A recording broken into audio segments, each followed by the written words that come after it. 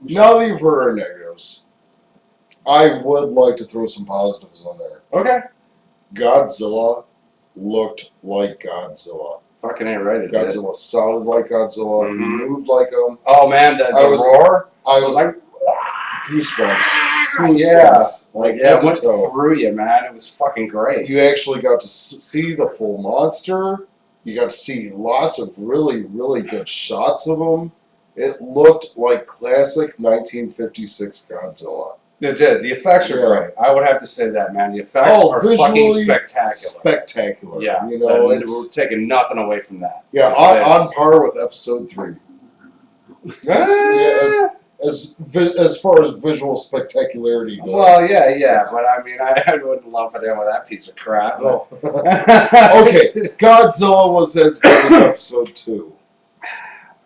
Again, you're losing me. Hey, episode 2. Don't say episode 1, motherfucker. I dare you. Was the best. I double dare you. You want to bring up episode 1 again, we might have to go outside and fight. Which will be a different episode. Yeah. It was on par with episode 2. You know, it wasn't as much as I hoped for, but at least it was better than the Kingdom of the Crystal Skulls. Well, shit, what's worse than that? Rape? Yeah, ass rape. Yeah. Jail ass rape. Yeah. Is better than Kingdom of the Crystal. Well, maybe. They're about even, I would say. You sure you want to say that that's better? Maybe I'll redact that, but that movie was just fucking terrible. And we've talked about this before. We have. Yeah. But I was both impressed and disappointed by the new Godzilla. I was too. I would say I would rather watch some of the classic stuff. The 60s and the late 50s were a lot better. Story-wise. See, the big problem with this movie is the story. Mm-hmm. I mean, you've got, like I said, again, you take Bryan Cranston out 30 minutes in. Now you got this kid, the kick-ass kid, and he's fucking boring. And you're watching him run around do shit, and he's completely ineffectual to the whole thing, man. Mm-hmm. I mean, you might as well just leave all the fucking humans out of this movie for much good as they do to anybody. You know, I mean, who ends up, saving the day? It's fucking Godzilla, and I get that, and that's fine, but... And Godzilla saves the day. He does. He does. That's what I'm saying, Yeah. Oh, yeah, that last scene, man, where he just grabs that one and he's like... Whoa! Just fucking blasts his head off, throws it in the water. I really like the classic elements of the whole, elevated train getting blasted apart by the beasts. I didn't like how dainty the beasts were when they stepped over bridges, elevated trains. They only fucked them up when it was important to the movie, and that's not how it was. They just walked through that shit. It's like in the BOC song. Godzilla's pulling those high tension wires down. Mm-hmm. They just indiscriminately walk through things. Yeah. Now it was interesting how these scientists were using the electricity to kill the beast. Just like they used it in Godzilla vs. Mothra. Godzilla vs. The Thing, which is where he fought Mothra for the first time, where they used electricity to try to destroy him.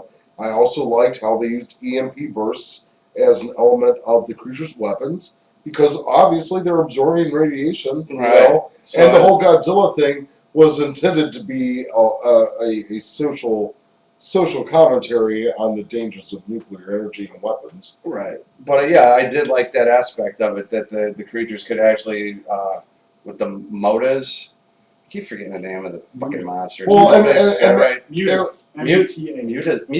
Okay, yeah. Monsters of unusual size, or monsters of unexpected size, or something. There was the ROUSs. Mutas were, what was the acronym for?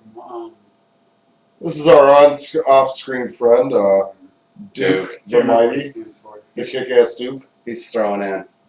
Yeah, he's not on screen because you don't deserve it yet. We don't have enough chairs. That's the problem. And I got a shitty webcam. That's most of it. It's something unidentified terrestrial. Alien, maybe. Alien, maybe object. Muto. I forget. Well, anyways, I did like the aspect that they ate radiation basically and could produce EMPs, which made for some spectacular visuals of planes falling out of skies and things just going dead all at once and stuff like that. I did like that aspect of it. If you're looking for a movie that is visually spectacular, Godzilla will not treat you wrong. But I paid $7 to go see this movie. I paid $8 for my bag of popcorn, and I fell asleep towards the end. Honestly, You fell asleep in the best part, man.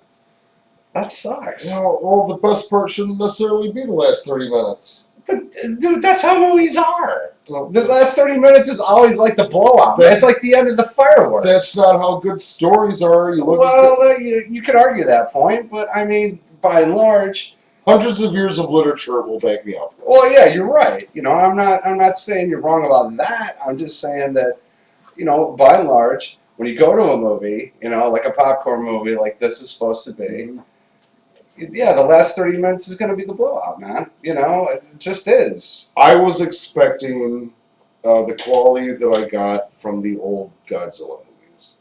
And the quality that I got was, I hate to say it, but it was almost Michael Bay. At times it was a little Michael Bay-ish because unless he's got explosions going on the screen all the time, he doesn't know what to write.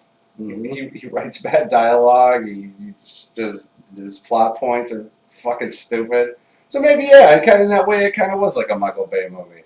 I'm not mad about going to see it. I'm not either. I'm glad we did go see it. I did enjoy the movie. I enjoyed the whole experience.